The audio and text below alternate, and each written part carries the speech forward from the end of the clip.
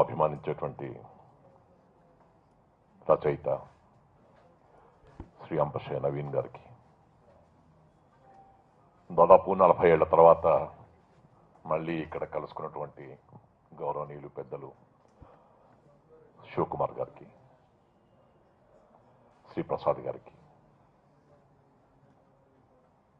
ఈనాటి కార్యక్రమానికి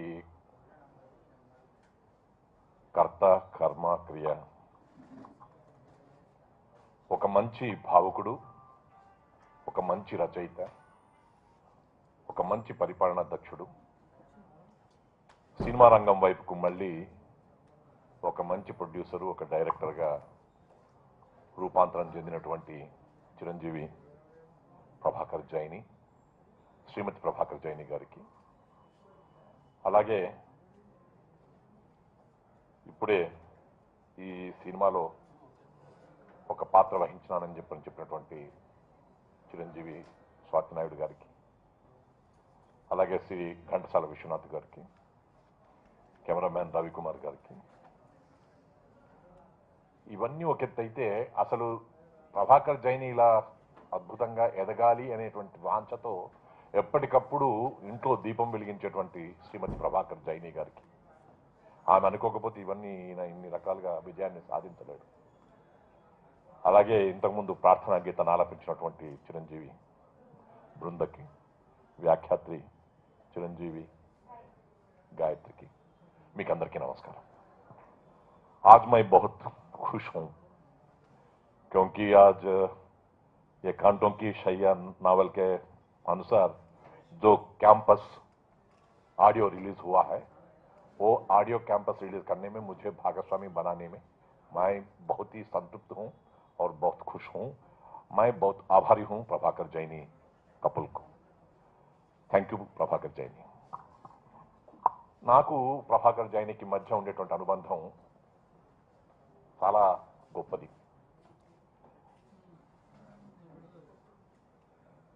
పుత్రాదిచ్ఛేద్ పరాజయం, శిష్యాదిచ్ఛేద్ పరాజయం అని చెప్పని చిన్నప్పుడు చదువుకున్నాం, కానీ ప్రభాకర్ జైని చూసిన తర్వాత శిష్యాదిచ్ఛేద్ పరాజయం అనేటువంటి విషయాన్ని సాకారం చేసినటువంటి చిరంజీవి ప్రభాకర్ జైని నాకు విద్యార్థి అని చెప్పుకుంటే నాకు చాలా గర్వంగా ఉంది।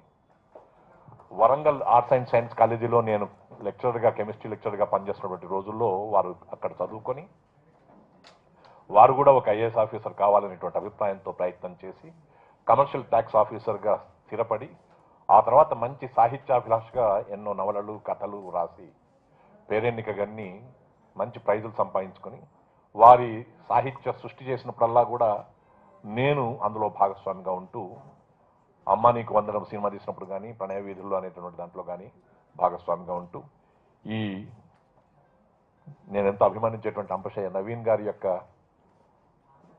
నవల ఆధారంగా వచ్చినటువంటి క్యాంపస్ చిత్రానికి కూడా ఆడియో రిలీజ్కి నేను రావాల్సింది ఉండింది లాస్ట్ టైం, కానీ రాలేకపోయినాను। I was also feeling very much in the heart of hearts. కానీ తప్పకుండా హిందీలో ఉండేటువంటి వర్షన్ని మీరు చేయాలి సార్ అని చెప్పని పిలిచి నన్ను ఎంతో గౌరవించినందుకు నేను కృతజ్ఞత సమర్పించుకుంటున్నాను ప్రభాకర్ జైనికి, చిన్నవాడైనా। ఇంతకుముందు ఒక మాట అన్నారు, కడియాలమ్మి చదివించడానికి ఆ కథలో అలా ఉంది, దాన్ని చాలా భావోద్వేగంతో మేము చిత్రీకరించినాము అని చెప్పని అంపశయ్య నవీన్ గారు మాట్లాడేటప్పుడు కూడా గ్రామంలో ఉండి ఈ నాగరికత ఉండేటువంటి నగరానికి వచ్చి ఇమడలేక, అడ్జస్ట్ కాలేక ఎలా బాధపడ్డామనేటువంటిది దాదాపు 46 ఏళ్ల క్రితం తీసినటువంటి నవల, రాసినటువంటి నవల ఎలా ఉంటుందో అని చెప్పినటువంటి భావాన్ని ఆయన చెప్తే ఇవాళ ప్రభాకర్ జైని చెప్పిన, అంపశయ్య నవీన్ గారు చెప్పిన, నేను చెప్పిన ఒక్క మాట మాత్రం నిజం, కష్టపడ్డ వాళ్ళంతా గొప్పవాళ్ళు కాకపోవచ్చు, కానీ గొప్పవాళ్ళైన వాళ్ళందరూ కూడా కష్టపడ్డ వాళ్ళే అనేటువంటి విషయం అక్షర సత్యం।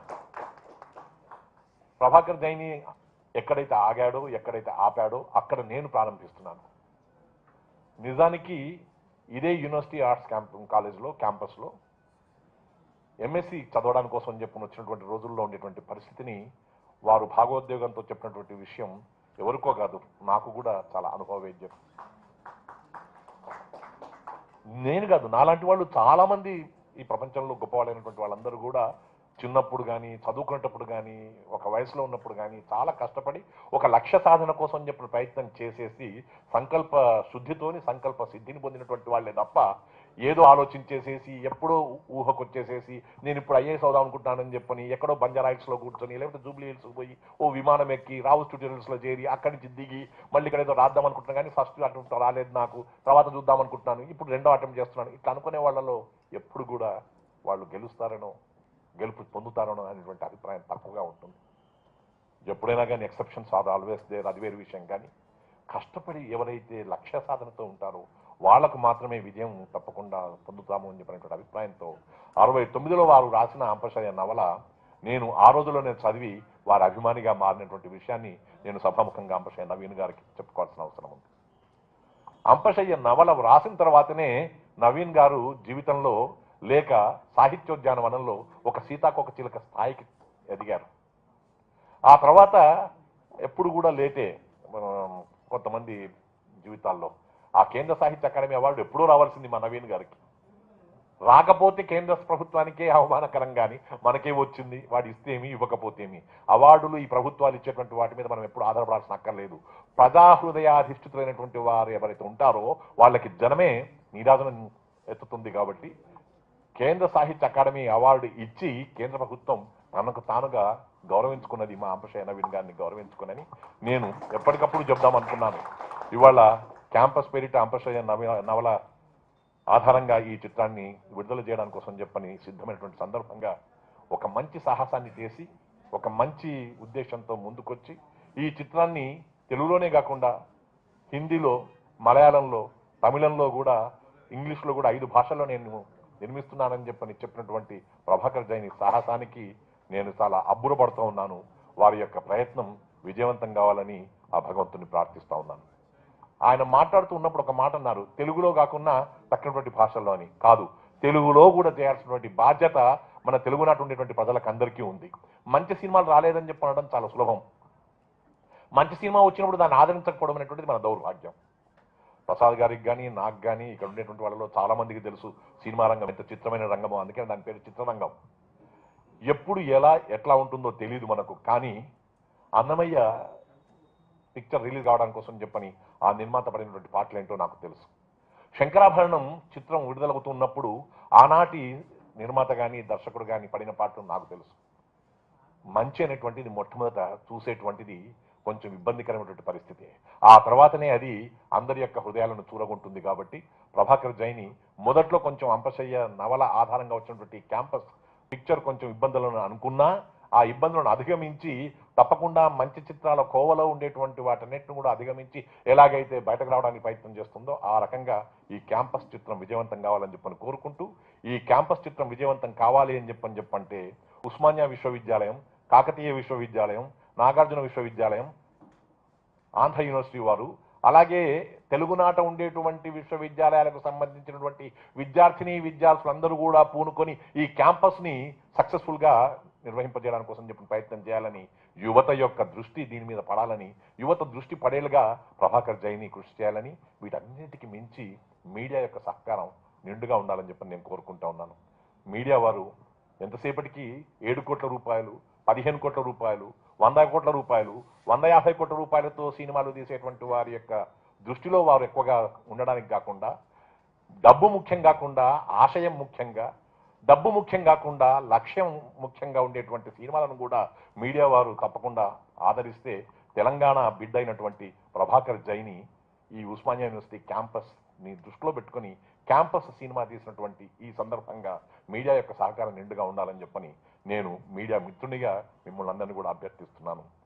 ఈ రోజు నాకు ఎంత ఆనందంగా ఉంది అంటే, నేను చదువుకున్నటువంటి క్యాంపస్ ఉస్మానియా క్యాంపస్, నేను ఒక లెక్చరర్గా పనిచేసినటువంటి క్యాంపస్ ఉస్మానియా క్యాంపస్, నేను ఒక వ్యక్తిగా ఒక వ్యక్తిత్వాన్ని రూపుదిద్దుకోవడానికి ఆధారమైనటువంటి క్యాంపస్ ఉస్మానియా క్యాంపస్. ఆ ఉస్మానియా క్యాంపస్లో ఎదిగి నేను ఒక ఉస్మానియన్ అనేటువంటి రీతిలో గర్వంగా ఉండుకునేటువంటి పరిస్థితుల్లో ఇవాళ తెలంగాణ ప్రభుత్వ సలహాదారుగా నిలబడడానికి కావలసినటువంటి జీవితాన్ని, వ్యక్తిత్వాన్ని అందించినటువంటి ఆ ఉస్మానియా క్యాంపస్ ఆధారంగా ఈ సినిమాను తీసి క్యాంపస్ని మనకు అందిస్తున్నటువంటి ప్రభాకర్ జైని దంపతులను ఆశీర్వదిస్తూ ఇందులో పాల్గొన్నటువంటి హీరోగా శ్యాముక్ కానీ, తర్వాత మరో నాయికగా ఉన్నటువంటి పావని గారికి కానీ, ఇతర కళాకారులకు, ఆ తర్వాత నటీనటులకు, మా ఆకేళ్ల రాఘవేంద్రకి, అలాగే సంగీతాన్ని అందించినటువంటి ఘంటసాల విశ్వనాథ్కి, కెమెరామ్యాన్ యొక్క పనితనం అది చాలా గొప్పగా ఉంటుంది. సన్నగా ఉండేటువంటి వాడిని లావుగా, లావుగా ఉండేటువంటి వాడిని సన్నగా, నన్ను చూపించమంటే ఎలా చూపిస్తాడో తెలియదు రవికుమార్ కానీ, తప్పకుండా మన ప్రసిద్ధుడైనటువంటి కెమెరామ్యాన్కి అది చాలా సాధ్యమవుతుంది.